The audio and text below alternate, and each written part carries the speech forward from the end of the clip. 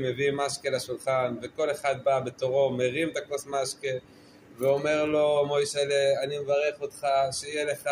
שנה טובה ומתוקה, ושיעופו ממך הדינים, ושיהיה לך רק שמחה, ולחיים מוישלה, וכולם צוחקים לחיים מוישלה, טק, דופקים את הכוס של המשקה,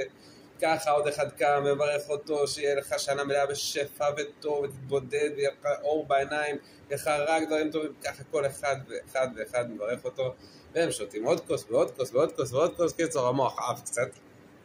ואז כשנגמר הזה צריך לנסוע לרבא כבר, כולם עולים לעגלה, מוישלה בא לך דסים לו, מוישלה, לאן אתה חושב שאתה הולך? הוא אומר, אני הולך הביתה כמו שהרבא, בוא, יאללה, היו קצת מסטולים, טק, העלו אותו לעגלה בלי שרצה, כן רצה, לא רצה, ולקחו אותו לרבא. איך שמגיעים